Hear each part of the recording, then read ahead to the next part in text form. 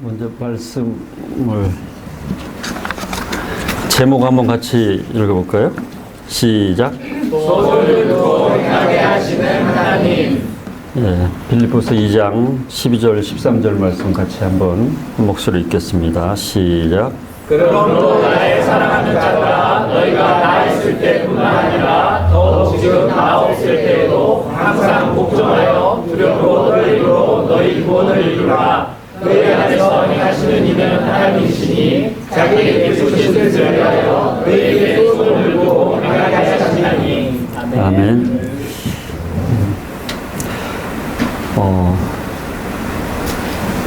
우한 또 후베이성을 중심으로 이렇게 나타나는 신종 바이러스 폐렴 이것 때문에 모든 사람들이 굉장히 좀 두려워하고 걱정하고 이제 그런 상태에 있죠. 어떤 사람들 경우는 이제 그 부인이 이제 갓난아기가 있나 봐요. 갓난아기가 있어가지고 자기 남편이 이제 직장 다니면서 계속 왔다 갔다 하다 보니까 그것이 두려워서 한 달 동안 집에 들어오지 말고 방 하나 얻어서 거기서 이렇게 좀 지내라 해가지고 집에도 못 들어가고 있다는 그 제 주변에 어떤 대단하다. 아기를 보호하고자 하는 그 모성의 본능이 강하게 이렇게 나타나고 있다는 걸 생각해 봤는데요. 저는 이런 사건을 보면서 이제 그 유월절 사건 한번 생각해 봤어요. 그 출애굽 당시에 10번째 재앙이 내리던 당시에 수많은 이제 그 애굽의 장자들이 다 죽어가고 있는 상황에서 그 이스라엘 백성들이라고 두려움이 없었겠습니까? 그렇죠. 오직 하나님의 말씀만 의지해서 어린 양의 피를 문설주에 바르고 그것이 그 죽음의 그림자가 통과되기를 기대했다. 근데 그걸 곰곰이 묵상하면서 정말 우리가 두려워해야 될 게 도대체 뭐냐 이런 거에 대해서 좀 생각을 해보게 됐는데요. 우리 안에 성령님께서 같이 계심을 믿으시죠? 아멘. 유월절 사건 때 어린 양의 피가 문설주에 발라져 있는 것처럼 바로 우리 안에 이미 성령님께서 내주하고 계십니다. 그래서 우리가 전혀 두려워할 이유도 근심할 이유도 없지 않나. 그래서 담대하게 믿음으로 우리가 이런 상황을 돌파해 나갔으면 합니다. 그래서 이제 요즘 뭐 그런 이제 주일날 예배를 드리는데 이렇게 모여야 됩니까 등등의 여러 가지 이제 목회자분들도 굉장히 그런 고민들이 많으신가 봐요. 이런 상황에서 우리에게 필요한 것은 믿음이 아닌가 하는 생각을 합니다. 그래서 우리 안에 내주하시는 성령님께서 우리의 모든 것을 아시고 우리를 정말 강력하게 지지해 주시고 인도해 주시라고 믿습니다. 그렇지만 우리가 이제 하나님이 우리에게 지혜를 주셨잖아요. 그래서 지혜를 주셨기 때문에 우리가 가지고 있는 지혜를 최대한 발휘해서 이렇게 조심할 것은 조심하고 손 씻기만 잘해도 된다. 뭐 그런 얘기 있지 않습니까? 그래서 항상 들어오고 나오고 출입할 때 손 씻기를 잘 하시고 뭐 많은 사람들이 이렇게 있는 곳에서는 이렇게 뭐 오염된 뭐 그런 이렇게 밖에서 이렇게 움직일 때는 마스크도 좀 착용하시고 그랬으면 좋겠다 하는 생각이 좀 듭니다. 수년 전부터 양육하던 한 형제가 있습니다. 처음에 교제를 시작할 때 많은 열등감과 심한 그런 말더듬 때문에 그 형제가 굉장히 어려움이 많았었는데요. 함께 말씀을 공부할 때마다 심한 말더듬으로 성경을 제대로 읽지 못했습니다. 제가 같이 말씀을 읽어줘야만이 겨우 따라와서 이렇게 더듬거리면서 말씀을 읽을 수 있었습니다. 그럴 때마다 이 형제와 계속 교제를 해야 되는가 하는 그런 답답함 같은 게 있었습니다. 그래서 교제 초기에 그 형제에게 제가 이런 이제 질문을 던졌습니다. 하나님은 창조주이시며 전지전능하신 하나님이심을 믿느냐고 물었습니다. 그 형제는 기꺼이 그 사실을 믿는다고 고백했습니다. 그렇다면 만물을 창조하신 하나님이 형제의 말더듬 하나 고치지 못하시겠느냐고 얘기했습니다. 그리고 그날부터 그 문제를 놓고 함께 기도하기 시작했습니다.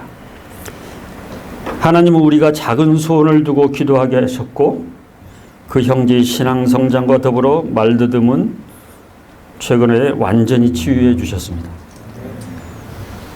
이제는 하나님의 말씀을 나눌 때마다 너무나 유창하게 성경도 읽고 말하는 그 형제에게 이제는 말을 절제하도록 제어해야 하는 상황이 되었습니다. 지금은 다른 형제를 이제 양육하고 있습니다. 그러면서 그 형제가 그런 고백을 합니다. 양육할 그런 타이밍이 되니까 저의 말문을 완전히 트이게 해주셨다고 이렇게 하나님을 찬양하는 그런 모습을 보게 됩니다. 최근에 하나님께서 저에게 주신 한 가지 또 마음이 있습니다. 그것은 BBB 안에서 우리와 함께하고 있는 지체들에 대해서 감사해야 하지만 또 떠나간 지체들에 대해서도 감사하고 그들을 위해서 기도해야 한다는 것입니다. 30년 동안 많은 지체들이 우리 BBB 공동체에서 주님이 주신 비전을 가지고 다가오는 역경들을 믿음으로 극복하며 견뎌왔습니다.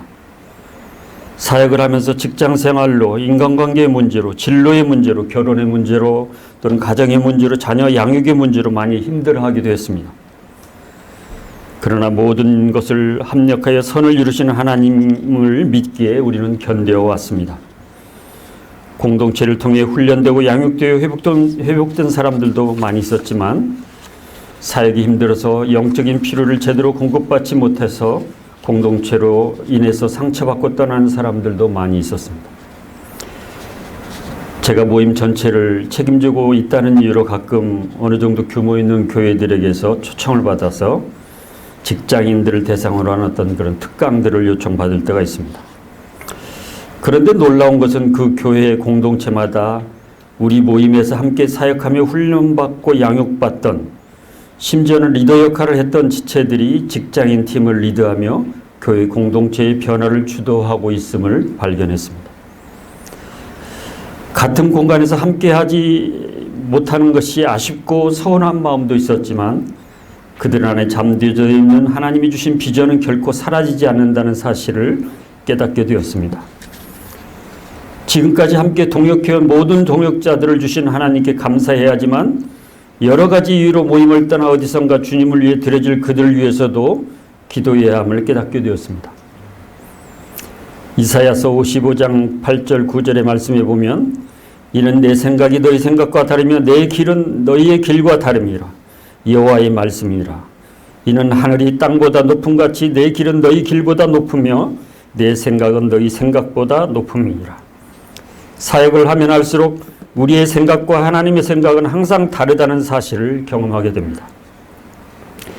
그리고 내가 주님의 말씀에 이의 없이 순종하는 것이 중요함을 깨닫게 됩니다. 우리가 하나님을 믿는다는 것은 세 가지 의미를 포함하고 있습니다. 첫째로 믿는다는 것은 예수 그리스도를 구세주와 주님으로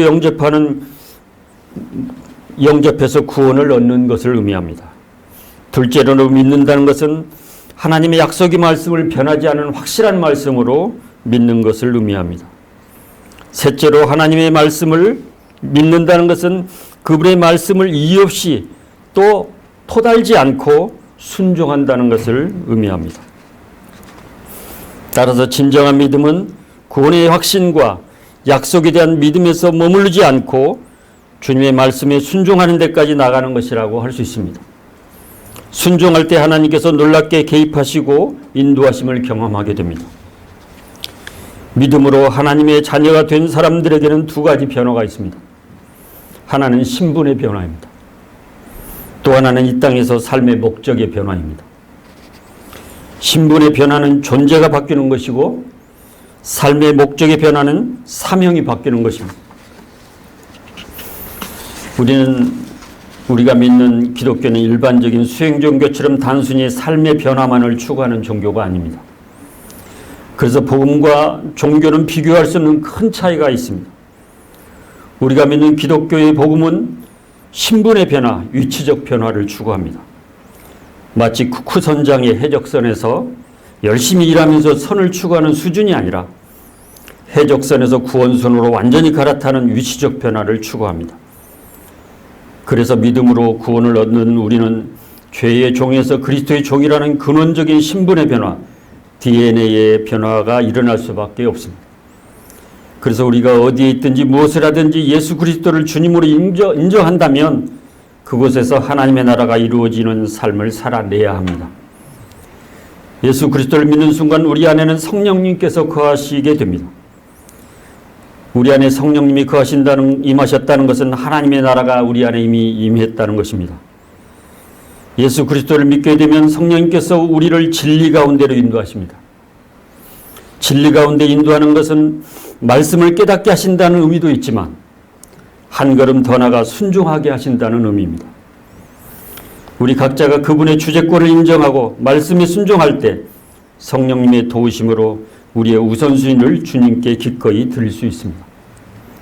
사역에서나 회사에서나 모든 의사결정을 할 때에도 이럴 때 예수님이라면 어떻게 하셨을까를 생각한다면 해답이 바로 나오게 되어 있습니다. 오늘 본문 앞에 있는 빌립보서 2장 12절은 그러므로라고 시작합니다. 이 접속사는 기독론에 대해 가장 밀도 있게 요약해주는 빌립보서 2장 5절에서 11절까지 예수 그리스도가 어떤 분인가에 대한 그 내용을 이어받습니다. 즉 예수님은 근본 하나님의 본체시나 사람의 모양으로 나타나셔서 자기를 낮추시고 십자가에 죽으셨다. 그래서 하나님은 그를 지극히 높여 모든 이름에 뛰어난 이름을 주사 모든 자들로 예수 이름 앞에 무릎을 꿇게 하셨다. 그리고 모든 입으로 예수를 주라 시인하게 하셨다라는 내용입니다. 그래서 그러므로의 의미는 예수님께서 철저히 낮아지심으로 우리를 위해 십자가에서 죽으셨으나 하나님께서 지극히 높이셔서 모든 자들을 복종하게 하신 엄청난 분이시기 때문에라는 그런 의미를 가지고 있습니다. 그리고 이어서 나 있을 때뿐만 아니라 지금 나 없을 때에도 항상 복종하여 두렵고 떨림으로 너희 구원을 이루라고 말씀합니다. 성경은 구원에 대해서 세 가지의 시제를 설명합니다. 이미 받은 구원인 칭의의 과정입니다. 또 현재 이루고 있는 구원인 성화의 과정입니다. 또한 미래에 이루어질 구원인 부활과 영화의 과정이 그것입니다. 그런데 일반적인 구원에 관한 가르침이나 설교는 과거형, 즉 이미 하나님의 나라에 들어가기로 보장받은 것에만 국한될 때가 있습니다. 그래서 구원에 관한 설교가 나올 때면 다들 이미 지나간 일에 대한 추억 정도로 여기지기도 하고 매우 초신자 정도나 이 구원에 관한 소식을 새롭게 할 필요가 있다고 생각하면서 잘 듣지 않습니다. 한마디로 난 다 알아. 이미 다 알고 있어의 그런 태도입니다. 그러나 이러한 이것은 매우 아니라는 생각입니다. 성경은 절대 이미 보장받았다는 것만으로 말하지 않습니다. 교회에서 가장 많이 구원을 말하지만 가장 잘못 알려진 것이 구원이기도 합니다. 본문에서 구원을 이루라는 말을 달리 표현하면 살아내라는 의미입니다. 즉 구원을 받는 자는 그 삶에서 구원을 나타내라는 뜻입니다. 즉 구원받은 자처럼 살라는 뜻입니다. 구원을 이루는 일은 하나님의 기쁘신 뜻이 우리 가운데 행위로서 나타나게 된다는 말입니다. 새번역 성경은 이 말씀을 실천하게 하신다라고 번역하고 있습니다. 구원을 이루라는 말은 하나님이 기뻐하심을 소망하고 실천한다는 뜻입니다. 구원의 범위는 관념이나 생각에 머무르지 않고 전 삶의 영역에서 행위까지 확장되는 것임을 깨닫게 합니다. 그리고 이어서 오늘 본문 13절은 이렇게 말씀합니다. 너희 안에 행하시는 이는 하나님이시니. 우리가 믿음으로 예수 그리스도를 영접하는 순간 성령님께서 우리 안에 들어와 계십니다. 그러면서 바로 그 성령님께서 우리로 하여금 하나님의 기쁘신 뜻을 위해서 소원을 두고 행하게 하신다고 말씀합니다. 하나님의 가장 기뻐하시는 뜻은 바로 모든 사람이 하나님 앞으로 나오는 것입니다.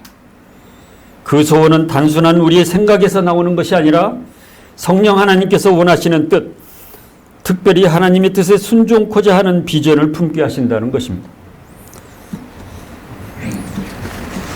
그동안 저도 회사를 은퇴했다가 또 한 5년 반 정도 개인 사업을 하다가 또 1월부터 새로운 직장으로 옮기게 되었는데 새로운 삶의 패턴으로 적응하는 것이 쉽지만은 않습니다.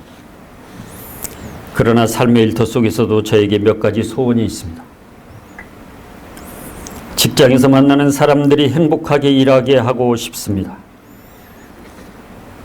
부임 전날 저는 우리 직원들하고 이런 얘기를 나눴습니다. 리더는 높은 사람도 아니고 낮은 사람도 아닙니다. 단지 돕는 역할이 큰 사람일 뿐입니다. 그래서 여러분들이 언제든지 도움이 필요할 때 도움을 요청해야만 도움을 드릴 수가 있습니다. 부임 이후 전 직원 한 사람 한 사람 모두를 인터뷰를 하게 되었는데 대부분의 사람들이 입사 이후 개별 인터뷰를 처음 해본다는 것이었습니다. 출근은 어떻게 하는지, 시간은 얼마나 걸리는지, 아침 식사는 제대로 하고 오는지, 가족 상황은 어떻고 가족들 중에 어려움 가운데 있는 분들은 없는지, 일을 하면서 새로운 일에 도전하고 싶은 것은 무엇인지, 하는 일 중에서 도움이 필요한 것은 무엇인지 등의 여러 가지 그런 이야기들을 나누면서 각각 1시간 넘게 인터뷰들을 했습니다. 직원들이 너무나 좋아하고 도울 수 있는 많은 부분들을 이야기해 주었습니다. 그래서 그동안 오랫동안 해결하지 못했던 사항들을 즉각적으로 조치할 수 있는 일들이 있었습니다. 그리고 모든 부분을 투명하고 정직하게 운영할 수 있도록 여러 가지 변화를 추진하고 있습니다. 직장에 방문하는 사람들에게도 차 심부름 등을 없애고 제가 직접 차를 준비하여 대접하기로 했습니다. 직무의 특성상 돕는 입장이 되다 보니까 많은 기관 관계자분들이 찾아온다고 하는 것을 자제시키고 가급적 제가 찾아가서 만나려고 하고 있습니다. 현장에 찾아가서 만나니 그분들도 좋아하고 무엇을 도와야 할 것인가가 확실하게 보이기 시작했습니다. 맡은 일을 수행하면서 하나님이 주신 소명을 매일 묵상하며 매일 아침 출근 이후에 직원들의 명단 위에 손을 얹고 이름을 부르며 기도하며 하루를 시작하게 됩니다. 저에게 새로운 직장 가운데서도 소원을 두고 행하게 하심으로 주님이 원하시는 뜻을 이루어 가실 것이라고 믿습니다. 우리는 작년 연말 연시에 모임에서 30년 동안 우리 BBB 공동체를 인도해 주신 하나님께 감사하고 하나님께서 우리 공동체에게 주신 BBB 비전 2030을 공유하고 새로운 도전을 결단했습니다. 우리 각자에게 주신 하나님의 비전을 우리의 삶 가운데 온전히 적용할 수 있게 되기를 소원합니다. 아들을 내어주시기까지 우리를 사랑하신 하나님께서 BBB 공동체에 속한 우리 각자에게 소원을 갖게 하시고 새로운 역사를 이루어 가시리라고 믿습니다. 우리의 사역이 공동체 안에서만 갇혀 있는 사역이 아니라 삶의 현장에서도 사람들에게 화평을 전하고 그리스도인의 삶이 어떠한 것인가를 증명하는 삶이 되기를 소원합니다. 그래서 우리 각자에게 주어진 삶의 현장에서 그리스도인으로서 선한 영향력을 나타내기를 원합니다. 뿐만 아니라 우리의 겸손한 삶을 통해 복음의 능력이 드러나게 되기를 소원합니다. 또한 우리의 삶의 우선순위를 삶의 현장에서 재생산하는 제자로 살아가게 되기를 소원합니다. 한 사람이라도 주님의 제자로 세우는 일이 얼마나 큰 가치 있는지를 늘 묵상하며 그 일에 우선순위를 드리는 삶이 되기를 소원합니다. 올 한 해도 우리 각자에게 소원을 두고 행하게 하신 주님의 말씀에 우리가 순종할 때 주님의 손이 우리 BBB 공동체와 우리 동역자의 삶 가운데 함께해 주시리라 믿습니다.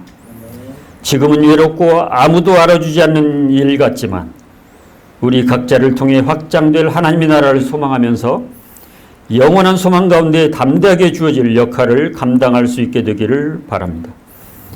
주님은 우리 각자에게 소원을 주셨고 우리를 너무나 사랑하시고 우리와 함께 동행하시며 우리의 모든 필요를 아시며 가장 선한 길로 인도해 주시리라고 믿습니다. 2020년이 우리 모두에게 오직 하나님께만 영광을 올려드리는 한 해가 되기를 소원합니다. 마지막으로 요한복음 14장 21절을 함께 암송하고 메시지를 마치도록 하겠습니다. 아침에 여기 앞에 써 있네요.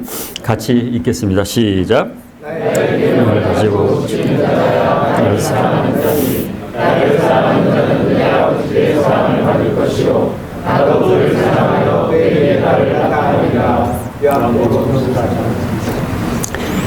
그분의 말씀에 순종할 때 순종하는 그 자를 통해서 그 사람을 통해서 누가 나타난다고요? 바로 예수 그리스도가 나타나게 될 거라는 약속의 말씀입니다. 여러분들의 삶을 통해서 바로 우리가 나타나는 것이 아니라 예수 그리스도가 나타나게 되기를 소원합니다. 기도하고 마치도록 하겠습니다.